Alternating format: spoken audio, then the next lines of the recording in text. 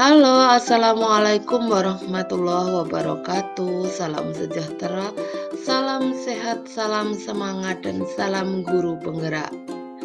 Baik, kami dari kelompok satu akan mempresentasikan tugas kelompok satu, yaitu tentang konteks sosiokultural pemikiran Ki Hajar Dewantara dalam pendidikan. Kelompok satu dianggotai oleh 7 orang, yaitu diketuai oleh Ibu Merpati Oimatan. Lalu ada Yulita Dapawunga, Aploina Kuman, Mary Christine Lawa, Rubiatin, Serci, Arita Neolaka, dan Eli Purwiyati. Baik, sebagai pengantar untuk penjelasan nanti, yaitu ada pendidikan menurut Ki Hajar Dewantara bertujuan menuntun segala kodrat yang ada pada anak-anak agar mereka dapat mencapai keselamatan dan kebahagiaan yang setinggi-tingginya, baik sebagai manusia maupun sebagai anggota masyarakat. Pendidik hanya dapat menuntun tumbuh atau hidupnya kekuatan kodrat yang ada pada anak-anak agar dapat memperbaiki lakunya, hidup dan tumbuhnya kekuatan kodrat anak. Di sini ada 3 pertanyaan yang harus kita jawab. Yang pertama yaitu, apa kekuatan konteks sosiokultural di daerah Anda yang sejalan dengan pemikiran KHD? Yang kedua, bagaimana pemikiran KHD dapat dikontekstualkan sesuai dengan nilai-nilai luhur kearifan budaya daerah asal yang relevan menjadi penguatan karakter murid sebagai individu sekaligus sebagai anggota masyarakat pada konteks lokal sosial budaya daerah Anda. Terus yang ketiga adalah sepakati satu kekuatan pemikiran KHD yang menebalkan laku murid di kelas atau sekolah Anda sesuai dengan konteks lokal sosial budaya di daerah Anda yang dapat diterapkan. Baik, kita akan menjawab satu-satu ya. Pertanyaan yang pertama, apa kekuatan konteks sosiokultural di daerah Anda yang sejalan dengan pemikiran KHD? Sebelum menjawab pertanyaan itu, maka kita harus tahu dulu apa itu pendidikan. Pendidikan menurut KHD adalah menuntun peserta didik agar selamat dan bahagia dalam hidupnya. Yang kedua, proses penyemaian benih-benih kebudayaan yang menghasilkan peradaban. Lalu apa arti sosiokultural? Arti sosiokultural menurut KBBI adalah sesuatu yang berkaitan dengan sosial budaya masyarakat.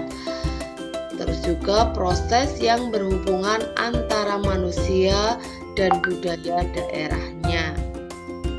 Contoh yang kita munculkan dari kekuatan sosiokultural yang ada di daerah yaitu adalah ungkapan bahasa daerah. Contohnya, manungso mengunduh wahai pakarti bahwa kehidupan manusia baik dan buruk adalah akibat dari perbuatan manusia itu sendiri. Atau nekap mese ansau mese nekateta ansau teta, yang berarti bersatu kita teguh, bercerai kita runtuh. Dan itu bisa dimunculkan sebagai moto-moto di sekolah atau sebagai poster-poster yang biasa ditempel di dinding-dinding sekolah, sehingga dengan seperti itu anak-anak bisa membudayakan literasi, budaya membaca. Apa yang mereka tulis bisa jadi panduan untuk mereka bersikap dalam kehidupan sehari-hari. Pertanyaan yang kedua adalah bagaimana pemikiran KHD dapat dikontekstualkan sesuai dengan nilai-nilai luhur kearifan budaya daerah asal yang relevan menjadi penguatan karakter murid sebagai individu sekaligus anggota masyarakat pada konteks lokal sosial budaya di daerah Anda. Di sini kami memunculkan dua opsi, yaitu keterampilan dan budi pekerti. Keterampilan, anak-anak diajari membuat kerajinan tangan dari kain tenun daerah, di mana di sekolah-sekolah itu terdiri dari beberapa banyak siswa yang berasal dari suku atau kultur yang berbeda-beda, dan di situ mereka mempunyai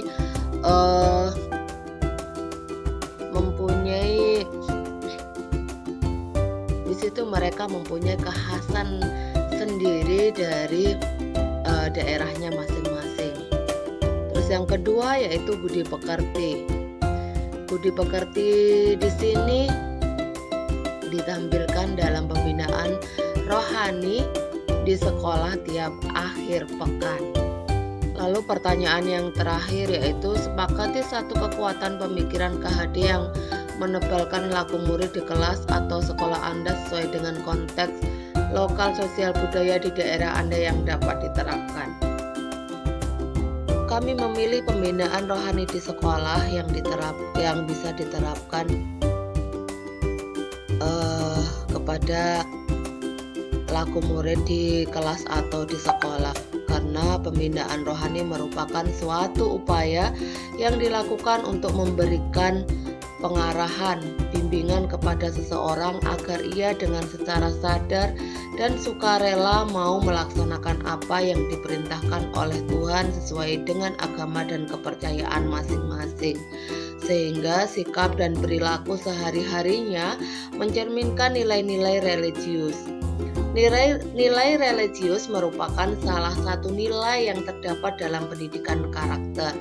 Nilai-nilai religius ini dapat menjadi faktor pendorong untuk selalu berbuat baik karena takut akan dosa yang akan ditanggungnya, menjadi panduan dalam menentukan pilihan hidup sesuai dengan ajaran agama yang dianut, mendorong, menekan dan menuntut seseorang untuk berbuat dan bertindak sesuai dengan nilai yang bersangkutan, dan juga berfungsi untuk menjaga diri dari hal-hal negatif dalam suatu kelompok atau masyarakat.